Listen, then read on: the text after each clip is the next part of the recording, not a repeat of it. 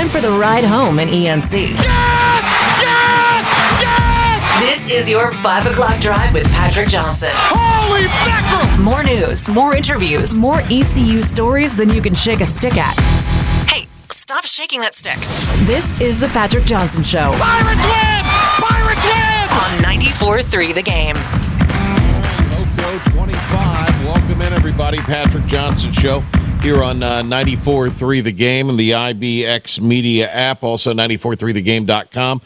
Stacked and packed show. We've got coverage tomorrow at noon for Pirate Game Day Countdown from outside the stadium. Philip the Ref Pilkington, who joins me here this afternoon, and Stephen Igo from Hoist the Colors will be with you. They'll have all the pageantry and the fun and the frivolity that is homecoming of 2025. Pirates in Charlotte tomorrow. We got a lot to get into. We'll have Chris Hughes later this hour. High school football tonight. Rose taking on Triton in the first round game of the 6A East playoffs. We'll preview that and more with Carolina Prep's editor Chris Hughes coming up. Our top 5 at 5, where we'll talk football and hoops. But right now we start with Andrew Bays, analyst on the ECU Sports Network and All-American punter in his time at ECU. And might I add, father of a state champion, Andrew Bays, back on the Patrick Johnson Show. By the way, Bays, give me this this moment here. I spoke erroneously. It is Rose's 4th volleyball championship. I've gotten crushed in the last 48 hours for that. But it is Rose's 4th all-time championship, but this group's first. And the first, obviously, at 6A as the new classification. All right. So, Bays, congratulations and an early happy birthday to your daughter, Caroline, who won the championship. And I thought played outstanding, particularly in the last sets 3 and 4 in Raleigh on this past Saturday.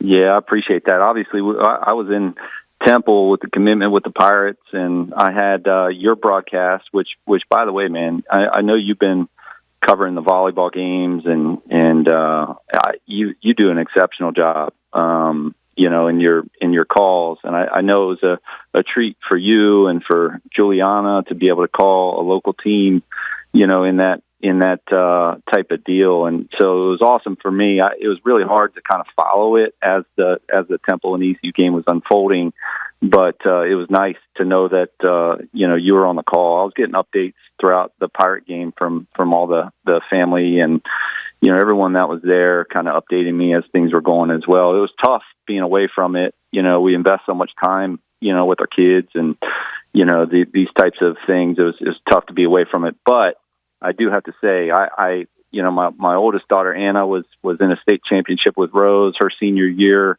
Caroline, last year, Rose made it to the state championship and lost. So I am actually 0 for 2 in attending state championships and 1-0 not being there. So I was the reason they were losing before. So, so maybe it was a good thing I wasn't there, but yeah, I'm super proud of those girls. You talked about the program, Rose volleyball program. They've really have done a great job over the years. There's a big tradition for those girls. They're looking forward to being able to hang their the school puts up their state championship photo in that back hall by the gym at Rose, and the girls are looking forward to that, being there for perpetuity. And yeah, it was awesome. It's just been a fun week for those girls and families. Yeah, and I'm not just saying this. I mean, really, your youngest daughter was outstanding at the libero position. I guess she was a setter last year and moved to the DS libero position, and I thought made some great digs against a really hard-swinging Watauga team. So, hey, good for you, good for the family, and good for the Rose Rampants. We'll hear more from Clay Medlin tonight at halftime of the Rose radio broadcast, so if you missed our interview with Clay, we will have that for you tonight during halftime here on 94.3 The Game. All right, let's talk Pirates. You were in Philadelphia, perhaps the most complete performance. And you look, Andrew, almost 1,200 yards of total offense the last 2 games. So right now everything seems to be humming pretty well for the Pirates.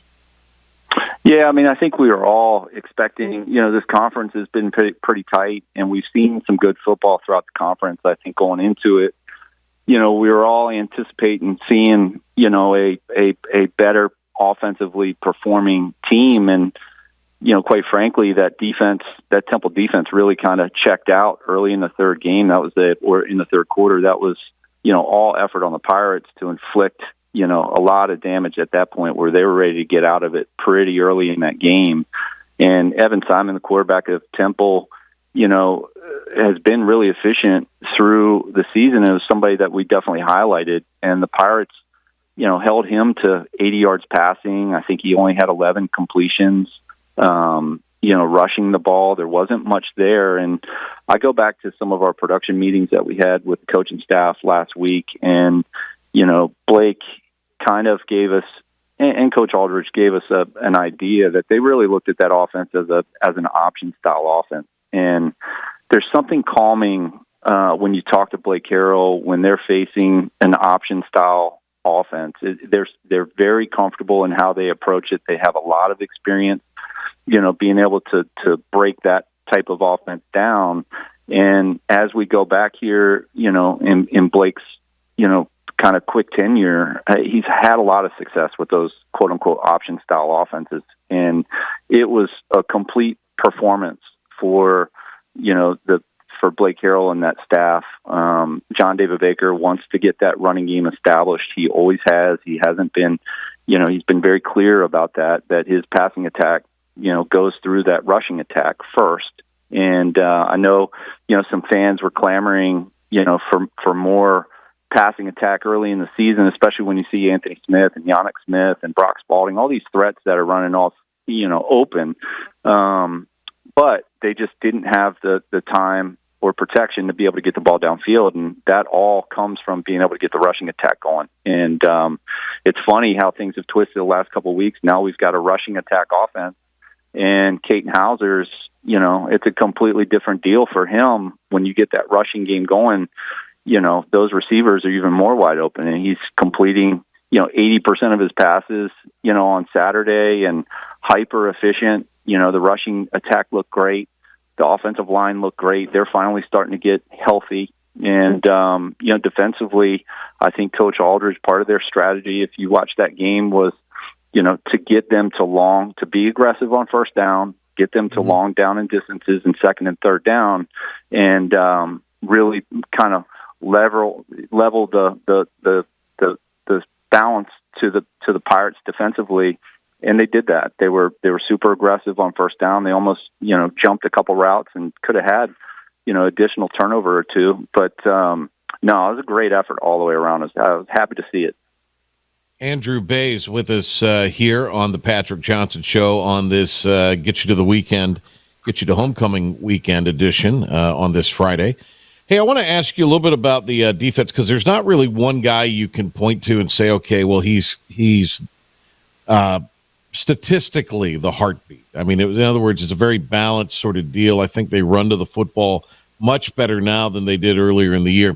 I know something that maybe sort of sticks in Blake Harrell's craw has been, the balls he felt like should have been intercepted beyond the one that was, which may have been one of the more difficult, throws of would-be intercepted balls against Temple, the one that was intercepted. But, Tegan Wilkes had a couple of drops. You go back to the last road game against Tulane. I mean, he's dropped now, I think, 3 that probably should have had, and he'd be the first to tell you that. But with all of that said, defensively, this crowd also seems to be pretty locked in right now. Look, whatever happens tonight between Tulane and Memphis will go a long way in determining the importance of next week. But right now, the most important game is tomorrow. And defensively, never mind the offense. I think East Carolina is going to be able to score tomorrow. I don't think that's an issue. Can the defense be lights out tomorrow? And, the Pirates should be favored in this game and deserve to be favored in this game. Charlotte's atrocious. You can't overlook them. But I just really hope the defense comes out also with a big chip on its shoulder tomorrow against Charlotte. Yeah, talking to the coaching staff this week, I think the messages are subtle, but I think it's perfectly clear. Everyone understands what's happened with Charlotte. the kind of chatter that's been coming out of Charlotte the last couple of seasons. There's a quiet. Even this week they were kind of running their mouth in the. And That's look, right. They've earned it. I mean, they're 2-0 against ECU in conference. That's right. And so, Coach Harrell has made it clear that he doesn't want his guys responding to social media this week to the instances that you're talking about, and just let the responses be on the playing field, Saturday afternoon when they get between the lines. And I think they're, from a coaching staff perspective, I think from a player's perspective, they understand, what's on the table for the Pirates. And I think there's, obvious frustration over what's happened over the last couple of years, and they're chomping at the bit to get out there and get some vengeance on this Charlotte program. I think you talk about defensively, I think Charlotte does have some skilled position guys that are probably some threats, but the problem is getting the ball to them. Their offensive line's been an issue. I think Coach Aldridge, he held up right on average against Temple. They're top 3 or whatever in tackles for losses with over 8 per game they're averaging, and against Temple they were right at 8 or 8.5 or whatever that number was, right, as far as playing in the backfield. And I think you're going to see a lot of that again against Charlotte. You're going to see a buzzing defense that's going to play high pressure, get to the quarterback, whether they're getting them down or not, they're going to get some hurries on the quarterback and create some opportunities that you can get some turnovers. And they preach it, as far as you're going to create those opportunities for turnovers. And to your point earlier, as some dropped interceptions, you got to capitalize on them. So, I think Coach Aldridge, so far this season, is doing an exceptional job of creating those opportunities. Sometimes they just have to capitalize a little bit more. Hope there'll be a good crowd tomorrow for ECU and Charlotte for homecoming 2025. Hey, Andrew, have a safe trip back to North Carolina. We'll hopefully see you real soon. Thank you, buddy. Thank you, Patrick. Thanks, guys. Go Pirates. Awesome to have Andrew Bays with us here as we break that down. All right, when we come back, we'll do our top 5. Chris Hughes later on, and we'll roll on here. It is the homecoming weekend edition of the Patrick Johnson Show. Listen up. He's talking now. Sorry, thought we were vibing. The Patrick Johnson Show on 94.3 The Game.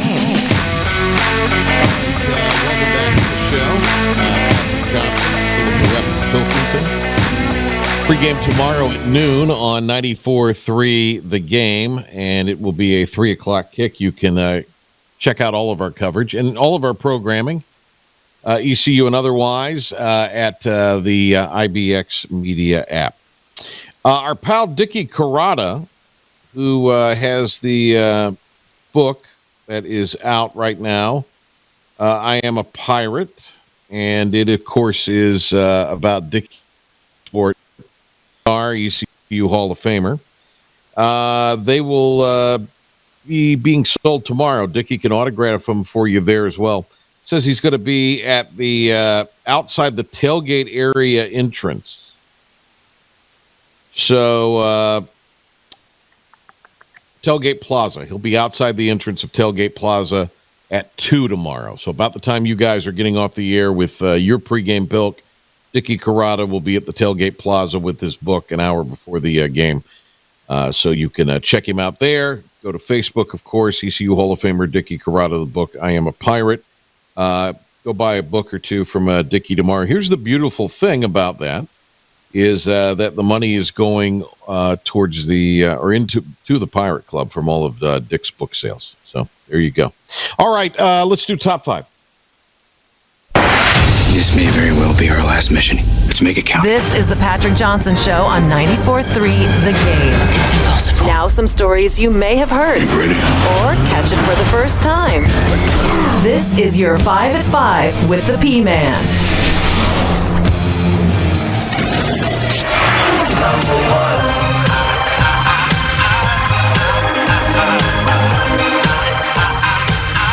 Number one. Oh, like it. I like it. Number one, Pirates. It's homecoming. We're playing those dorks from down there on Highway 49. And Coach Blake Harrell earlier this week talking about how the offense has been clicking, and they're going to need to be clicking tomorrow to win this game by 50, baby. Yeah, we need to be consistent about scoring 40 points for the next, 4 games. But I think we're starting to put some things together. I mean, you had 568 Tulsa game, over 600 this game, and you're just seeing guys starting to play together. Caden's doing a really good job of commanding the offense and running the offense back there. Pirates by 1 million. I will accept nothing less. Look, the 222 we were talking about earlier this week from Georgia Tech. Jokingly. We need to aspire to score 223. Are we going to? Hell no. Do we need to aspire to? Heck yes. Tomorrow's going to be interesting. Can you maintain the level of first of all, can you come out with the level of intensity? And can you maintain the level of intensity against Charlotte tomorrow? I hope so. And if you do that, it will more than take care of it. Should more than take care of itself. We know what the game plan is. Anyway. Step on their throats, press down until they stop breathing. Yes.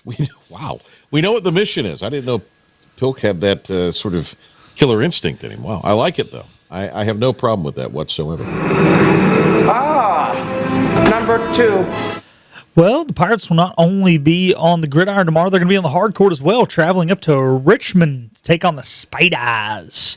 And after the game, this past game, the Pirate victory, Giovanni Amajuro talked about how he liked the Gio. Yeah, I just need to call him Gio so I don't mess his name up. How he thought the team played well. However, he talked about with some of the injuries they've already established, it's going to be a next man up mentality when they head to the Commonwealth of Virginia. We did great. I feel like this is something that we've been working on since the summertime. Like, we've put blood, sweat, and tears into this. And for the guys to come out and have the type of force that we had coming out was amazing. We had great. We had a lot of guys coming off the bench that helped us today. Like, Reed was big time today. Like, he was huge for us. So we just need to keep having that, especially having the two guys that Jay went down today. We have without Trevi. So we need that next man mentality going on. I talked to TJ Long yesterday for a few minutes, and TJ was nice enough to stop by our pregame radio show. I don't think we're going to have a pregame radio show on Thursday, next Thursday, because it'll be story time with Uncle Steve. And then Pilk will probably put something together, I'm sure, for those 30 minutes. Yep. In other words, Pilk, I've decided against my bravado of yesterday because I don't have enough time as it is. So no need to load the plate up, especially given next week all of my TV assignments and responsibilities. So I say all this to say, Jordan Riley had 22 points, 8 rebounds, and 6 steals. And TJ said, it seemed like a quiet 22. And there's nothing wrong with that, as long as you win and he's productive. But I do think TJ and myself and yourself and others are maybe looking for Jordan to be a little more dominant. Can't foul out of a game, especially at a game like tomorrow. Richmond likes to run a deliberate pace. I think that might be a little bit, if they do what they have historically done, which is, a bit of a modified Princeton kind of offense, that maybe benefits the Pirates, especially if they stay at home in the paint and rotate over on any backdoor cuts. Richmond's going to get backdoor cuts on you. They run this offense very, very, very, very, very well. But can guys like Imajuru, I knew I'd screwed up after you got in my head, Imajuru, can maybe Perkovic, certainly could Eli be a guy that can bother shots? Can Kaysen be a guy? You don't have to block them. You just have to be there and use your length to bother them. So, yeah, I think can you see that group, Delorier and Gio and Reed Kaysen and Perk perhaps be the guys to at least challenge. And then obviously the leaping ability and athleticism of Riley. And I don't know anything. I've inquired, but I can't crack the code on that. my guess is Jay Woodard is not playing tomorrow. That'll because his length would be very, very helpful defensively against Richmond on the road. But I don't think, he may show up, he may play. I know nothing, but my inclination is, especially early in the season, you don't want something to be a lingering issue. So I can't imagine that Woodard will play tomorrow, and that will be a guy who's missed. And Calker's got to play better, got to shoot the ball better.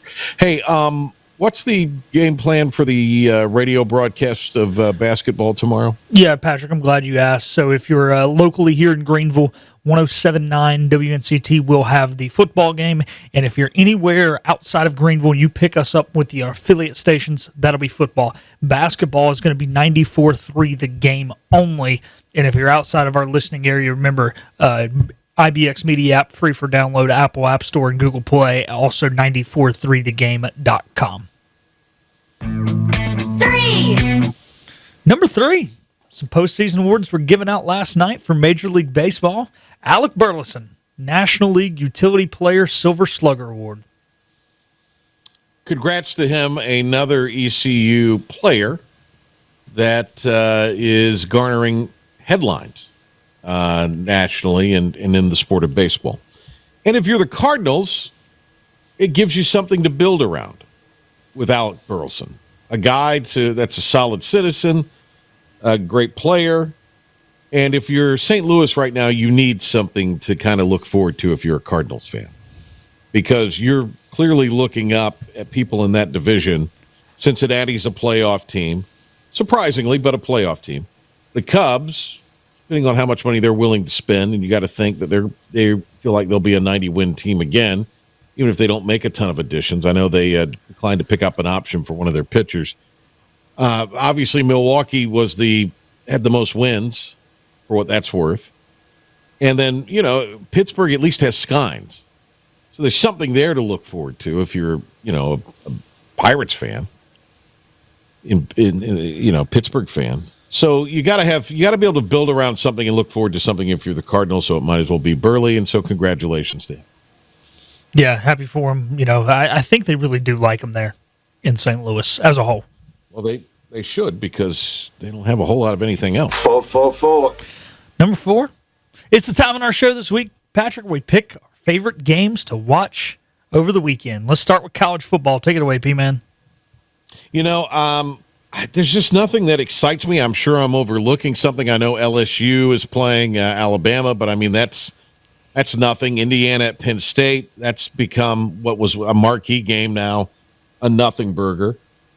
So really for me and my interest outside of ECU and Charlotte, give me Tulane and Memphis tonight at 9. Go Tigers. Tigers, as Coach Orgeron would say, go Tigers. We need the Tigers tonight to beat Tulane. And of the lesser of two evils, I'll take Memphis any day over Tulane. I do not like the Green Wave for a myriad of reasons. Well, also, that would put the Pirates ahead of the Green Wave, who they do not hold the tiebreaker against. And Correct. They would be tied still with Memphis, but, of course, still control their own destiny to beat out Memphis. Will be here next week. Yes, it is. So that's the big one. And then any college games for you, Pilk? Yeah, BYU, Texas Tech. A little interesting. Texas Tech, 10.5-point favorites at home against BYU. Thought it'd be a little closer than that. So it's going to be interesting to see. That's a noon kick in Lubbock. So 11 a.m. kick in Lubbock. It's a noon kick for us. The game's being played in Lubbock. Right. Very early game for those boys from Provo. NFL this weekend, you can hear it on Talk 103.7 WTIB, New Orleans and the Panthers. This is what Dave Canales had to say about Bryce Young. I think he's doing an excellent job of getting us to the right runs, getting us to the right protections. Again, put him in high-stakes situations. He comes through for us with a couple of big throws. If your boys are for real, they win this game. If they screw around and let New Orleans hang around and New Orleans beats them, they're not the real, as the Iron Sheik would say. God rest his soul. Look, Patrick, half what you said is true. If they lose, they're not for real. Just because you win doesn't make you for real because you beat the Saints. You're still just hanging on to average here. But you should not lose this game, Bill. No, you shouldn't. But average teams beat bad teams. Well, this is a terrible Saints team, and they have no business even being on the same field if Carolina is the real. New England at Tampa. New England has played at Cupcake City. Yeah. Quarterback battle's intriguing, but I think Tampa's going to have something for Drake May. I agree, and I'm with you. This is the 1:00 game to watch. This is kind of the measuring tool to figure out how good this New England Patriots team really is, because we know Tampa Bay is a good team. Late games are a couple intriguing ones. Arizona and Seattle. And Sam Darnold's playing the best of his career. They had the big trade this week with New Orleans, which makes them a lot more offensively potent in Seattle than they were, and they were already pretty good. And then I don't know what it is. Give me San Francisco against the Rams. I know the Rams are favored. It's marginal. But somehow San Francisco behind CMC is finding a way. They are, man. It hadn't been pretty, but who cares if it's pretty? No such thing as an ugly win. And they win games. Philly, Green Bay, Monday night. Pretty interesting there. How do the Eagles fare on the road against probably what we were thinking was the NFC favorite? And how does Green Bay bounce back? More on that Monday, I guess. Yeah. Steelers-Chargers Sunday night. Any pro games that you've hit on most of the ones I like. I like the Steelers-Chargers game. Pittsburgh floundered there a little bit. They beat a good Colts team last week, going to the West Coast, take on Chargers.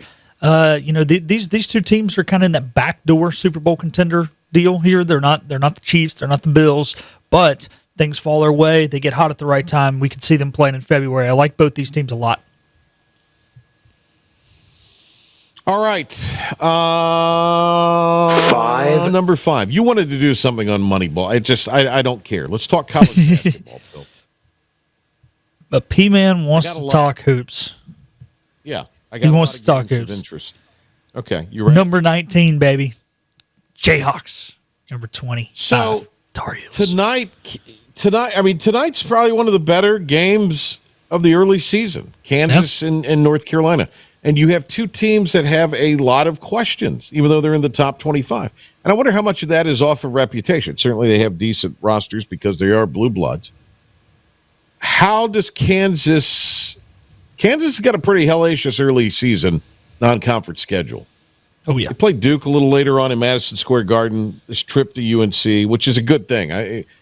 Top teams need to be playing top teams.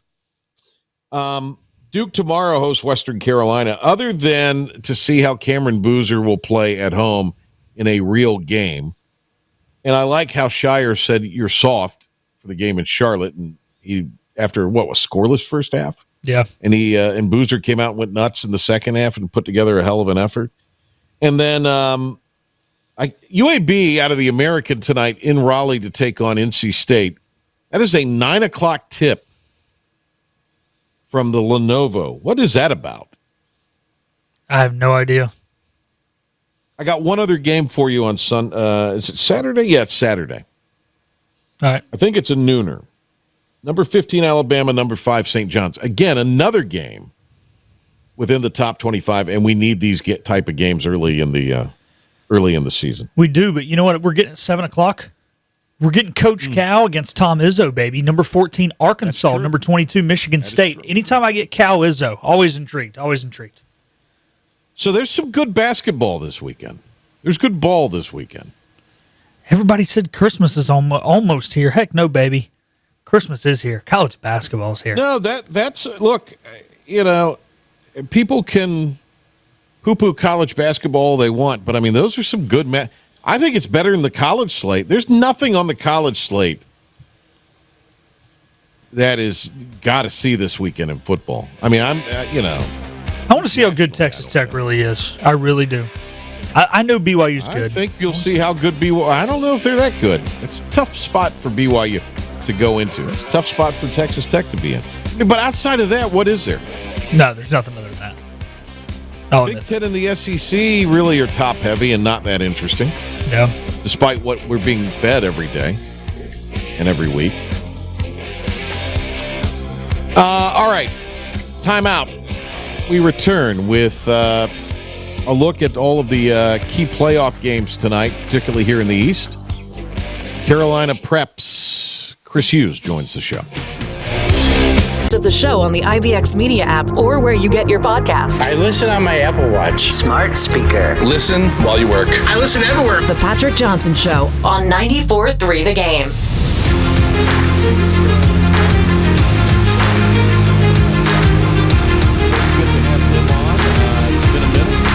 We got the high school football playoffs beginning tonight. Chris, great to have you on, man. Hope you're well. Man, always good to be here, Patrick. Always a pleasure. So I'll be calling J.H. Rose and Triton tonight, just going through some of the stuff in some final prep mode this morning. And, I mean, I think it's pretty simple for Rose. Take care of the football. Don't make a bunch of stupid penalties, and you ought to be fine against this Triton team. Yeah, no, I think this is Rose's time of year. Look at it; they always get hot this time of year, and I think this year be no exception. Triton, they're just young. I hate to ever go into a game and say a team is just going to be outmanned, but I think Rose is definitely going to be best in class tonight. Yeah, I agree. And again, a lot of that is really how Rose plays. It comes down to how Rose handles business and how they play. If they win, if the Rampants do win, they will advance to Southern Alamance next week. What would the winner of this game be facing next week at Southern Alamance? Well, I still think that even next week, Rose would be the more talented team, and I would still really like their chances in that game. Southern Alamance is a really run-heavy team. They run a really dynamic wing T system. They put a lot of yards on the field. Kind of tough to contain, but I don't think that Southern Alamance. In fact, I'm pretty confident in saying Southern Alamance has not seen a team that's as battle tested. I know Rose don't have the 9-1 or the 10-0 record. I feel like that Rose is a much better team than the record suggests, and I don't think Southern Alamance has seen a team quite as versatile athletically as I think Rose is. Yeah, when I talk to coaches when I've done their games this year, the opposing coaches, they say the speed of Rose just stands out on film, and it does. Again, it all comes down to if these guys play with their heads screwed on right, they should be able to make an interesting run. Another game we have on our IBX media stations tonight on Oldies 94.1 out of New Bern. It'll be WRHT in the 96.3. Yes, Carolina and Kansas will be on Oldies. All right, settle down, Pilk. Sorry. You're yelling at me. Sorry. All right, so 96.3. Point is, it's Havelock in the playoffs. And I know this has not been the year they had hoped for. But it seems like they have kind of figured things out a little bit. And they've at least come up with a formula that will allow them, especially this time of year where it's cold, to be really, really difficult to beat. I agree. Havelock is a really good team. And I know that they are 5-5. But look at the games they've played. Look at their body of work. And here's the number one thing to look at with Havelock: their offensive line, their defensive line. They're really young. They started out the season sophomore heavy. I think he even played a couple ninth graders. They're a young team that has gotten better and better and better. I think that this Havelock team that we're seeing right now is the early stages of what in 2 years I think is going to be another one of the dominant state championship Havelock Rams teams. I think that they are going to really show it in this playoff run. I think you're going to start to see them against some teams maybe they've played in previous weeks and really take that next step forward. So I think that the playoffs could be a good time for the Rams. The great Chris Hughes with us here from CarolinaPreps.com. Hey, Chris, what are some other matchups tonight? It's kind of interesting. All these teams get a bye this week that finished in the top 8 in most of the classifications. Smaller number of byes in, I think, 1A and 8A. Or maybe there's no byes in 8A. Anyway, with all that said, are there any matchups tonight that you could point to in any classification, anywhere across the state that, might be some of the better games to watch? Sure. There's a couple games, here in Eastern North Carolina that I think are worth taking note of. Ashley is taking on Cary. Cary is 7-2. Ashley's 3-7. But that Ashley team is a really good Ashley team. It kind of seems to be a little bit of a common theme, and the reason being is because anybody that's really good has a bye this year because of the records. So you got an Ashley team at 3-7 who went out, played a very aggressive schedule. They lost close to a Sanderson team that's like 7-3, 6-4. On the flip side, Cary, they've got one of the more dynamic quarterbacks I've seen. I mean, this is a true prototypical dual threat, can run for 200, throw for 200 on the same night. I think it's going to be a tale of two teams. That's one that I've got my eyes on. Another one here also in Eastern North Carolina is Laney. Coach Steve Brooks, a lot of people in the area is familiar with him. His Laney team, they're 6-4. I think that they're starting to kind of come of age. When you have a head coach that takes over a program 2 weeks before the season, there are bound to be some lumps and some growing pains, which he had a few of them. But I think that team has really started to kind of emerge. They're taking on a Willow Spring team out of Fuquay-Varina, who 5-5, but likewise has also really had an upward trajectory in their growth throughout the year. So I think that's a good one. I think the game of the week in the state, there's probably two of them. Up in the Charlotte area, you've got Palisades, who has been a top 10-ish team in the 8A South Mech. They're 7-2. They've had a really good team, a banner year for South Mech. I think that's a big one. And then a rematch of last week's game that was for the Southwestern Conference Championship. Ardrey-Kell and Providence going head-to-head. I think those are probably the two best games in the state. But, unfortunately, just because of the way the brackets kind of work themselves out and all the large number of buys, there's just not that many great games this week. No, intriguing games. Yes, very because I intriguing. think as you kind of noted here, you got teams that are you're either trending in one or two different directions. You maybe don't have the greatest record on paper, like a lot of the teams we discussed. I mean, and Laney, too, our guy, Steve Brooks. I mean, they also played a hell of a non-conference schedule. So, I mean, brutal. They are battle-tested. They're in a tough league. That's an interesting matchup. I think the Cary thing's interesting because I saw them twice this year for TV in Raleigh, and they were 7-0 at one point. Now, they may have come back to earth a little bit with their last two opponents, Middle Creek and Gibbons. And Gibbons is so good. Be interesting tonight to see how they bounce back with kind of the fresh season and everybody 0-0 in a sense. So you've seen the brackets. Who are the favorites in your minds to win as the brackets are laid out right now? In your mind, Carolina Preps insider Chris Hughes. I think 8A is definitely going to be a collision course between Huff and West Charlotte. I think they are far and away the two best teams in North Carolina, regardless, talent-wise anyway, and Grimsley in the 7A, but we'll get to that. So I definitely think the 8A West goes through Huff, West Charlotte. Ultimately, I think West Charlotte's so talented. It's hard to imagine a scenario where they don't win. In the East is a little bit more open, but I think Millbrook, Hoggard, and Jordan and Rollsville. Rollsville does play tonight. They play Green Hope. Those are the teams I've really got my eyes on. But I really think Millbrook, that defense, I kind of feel like this is kind of a team of destiny for them to finally, after all these years of incredible playoff runs only to get beat in the third or fourth round. I think this could be the first time Millbrook, they finally make it to that state championship, so we'll see about that. 7A, Grimsley, hard to go against Grimsley and Weddington in the West. That would be a semifinal matchup if they can get to it. And then in the East, you already mentioned Cardinal Gibbons. I think them, Richmond County, maybe Clayton, maybe Cleveland. I know Cleveland and Clayton could match up here in a couple of weeks, so that would be an interesting rematch. Those are definitely the teams. Wouldn't it, though? Yeah. The 6A is a Bear. Ashbrook over there in Gastonia, western part of the state, they are phenomenal. Watauga, they have the number one seed. Anyone out of the West that wants to make it all the way to the finals is going to have to go up there on top of the mountain and boom. This time of year, I see it's going to be a wind chill of 4 like on Thursday of next week. So that's going to be brutal home field advantage for the Pioneers. In the East, the East is very interesting in the 6A. You got Northern Nash, who I have seen this year, phenomenal team. And then Jacksonville, they're 9-0. Really, really good-looking team. Those are kind of the two teams. Maybe if there was a under-the-radar, nobody's thinking about them team, don't forget about Union Pines over there in the Pinecrest, Southern Pines area. Coach Brian Till used to be at Richmond County, came over to Union Pines, and they have been phenomenal ever since.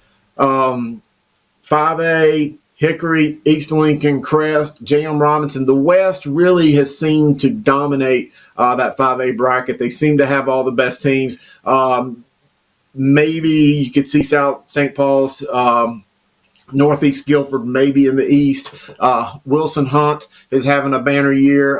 Coach Jackson, that's a good run for them. Rocky Mount. There's a few teams out of the East that I think that East bracket will fight and claw, and they will definitely send someone there. But, it just seems like all the power is in the West this year in the 5A. Looking over there at my little trusty tracker, Brevard, Reedsville. They seem to be the dominant team. High Brighton in the West, but boy, what a story West Craven has been, Patrick. I think West Craven team is a really good one. I don't see anyone in the East really knocking them off unless they beat themselves.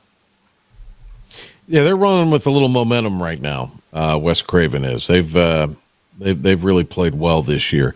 So that's through the 4A. Then we got what 3, 2, and 1. What are you seeing there? 3A in the East, I think it's all James Keenan. I really don't know that I see a team in the East that I think is on the same level as James Keenan. Maybe Eastern Eastern Randolph, although I think they went west. Nobody. I mean, not even Northeastern, Pasquotank. Some of those teams. Northeastern seems to be just a little bit down. Martin County, shout out to Coach Wheeler. Martin County, they have had an incredible run with the Gators up there in Williamston. 2A, I mean, we might as well just call this the Tarboro Invitational in the East, and it's just incredible. I don't even know that anybody in the West will beat Tarboro. I just really don't. Right. Yeah. And then 1A, hard to say. Wilson Pratt, that's Northside. Crazy. Kip Pride. Northside's playing well. Northside's undefeated. I mean, they've had a hell of a year. Yeah. And our guy, Jason O'Boyd, I know he's excited about what Northside has done. So, I think that's a good call there. Championships will be played Thursday, Friday, and Saturday in December, and they're going to be played at different locations. But you're looking at, with 8 classifications, playing a Thursday afternoon, potentially. I can't see another way around it. A Thursday afternoon for the state championship. I don't like the path that the High School Athletic Association is going down, where you're contending state championships. Really, state championships, not regional. I mean, during the middle of the school day. That's absurd to me, Chris. I wonder, I don't know, is this some sort of message being sent by the NCHSAA that, hey, you guys wanted 8A, here you go, you've got it. This is a byproduct of it. I'm not sure, but it's definitely interesting, not being able to acquire the college stadiums, Carter Finley, Wallace Wade and BB&T Field up there, or Truist Field, whatever it is, Wake Forest. I know they're still using Keenan Stadium. Some interesting stadium selections too. We could go into this. I don't really necessarily have an issue with Durham County Stadium. That's a great stadium. Right. That would be a phenomenal venue for a 1A, 2A, 3A game. But Lenore Ryan, I mean, good golly, that's a long ways away in the West. And, in my opinion, most of the championships have always been more Eastern, whether it's Raleigh, Chapel Hill, Durham. So, it's nice to see maybe the Western kind of get a taste of some championships. But Lenore Ryan, I mean, that's Hickory. That might as well be the mountains to a team like Kip Pride or, Wallace Rose Hill or someone way out there. I would love to have seen them find some middle ground. I think Charlotte, I knew there had been some conversation with David Tepper and his people about maybe Bank of America. I would love to see our championships get played there. The premier city in the state, right there in the middle. I think that would have been a heck of an environment. That's going to happen. I think it will. I don't think there's any two ways about it. And I know this is a side note, but I was at Bank of America the very first week of the season when they had that epic doubleheader with West Charlotte, Grimsley, and then South Point and Huff. Right. And that was the best environment I've been to for a high school game in a while. It's hard to imagine, but the entire lower bowl was just about packed. And there was estimated 20,000 fans there. Just for that, it would be a great place for football. I agree with you if you could have the right classifications and the right matchups.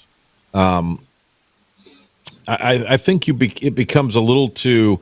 You can't be playing 1A in Charlotte. You just can't. No, that 1A needs to be at Durham County Stadium. Chris Hughes, Carolina Preps, with us here on the Patrick Johnson Show. All right, buddy, I appreciate it. We'll circle back with you maybe in a couple weeks after we get through a couple rounds of this thing and see where we are, and then we can lament and solve more of the NCHSAA's problems. How about that? We will do it. I'm always here for you, buddy. Thank you. Visit him online, carolinapreps.com. The great Chris Hughes with us here. All right.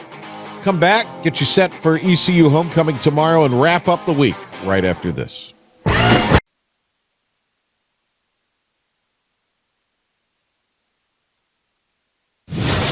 And now, the stunning conclusion. Why is everyone screaming? On 94.3 The Game. Homecoming weekend in Greenville for ECU. Ain't no coming like a homecoming, as Virgil Clark once said. It's to get you to the weekend, homecoming weekend edition of the Patrick Johnson Show, the Feel Good edition. Big thanks to Andrew Bays for being on with us at the top of the show. Also to Chris Hughes from CarolinaPreps.com. Good stuff there. Patrick Johnson, Philip Pilkington. Tonight it's Rose Football on 94.3 The Game and the IBX Media app 650 airtime with myself and Walt Pollard. And we will have Rose and Triton in the first round of the 6A East playoffs. Tomorrow it is Pirate Game Day Countdown from outside the stadium from noon until 2 on 94.3 The Game and the IBX Media app. And then the ball game, including the pregame show for the network, beginning at 2 o'clock, 3 o'clock kick, 107.9 WNCT for ECU and Charlotte. If you're wanting to tune in for Pirate basketball tomorrow, 5:30 airtime on 94.3 The Game and the IBX Media app, and you can also listen to that game beginning at 6, ECU at Richmond, exclusively on 94.3 The Game. All right, Pilk, I think that covers it for all of the programming. Does. Busy weekend, baby. Tomorrow. Prediction for tomorrow, Pilk. 56-10. I'm going to go 227-8. That's what I'm going to go. Hey, there you go. We take that, John Heisman. Right. No John Heisman here. Blake Harrell, baby. All right.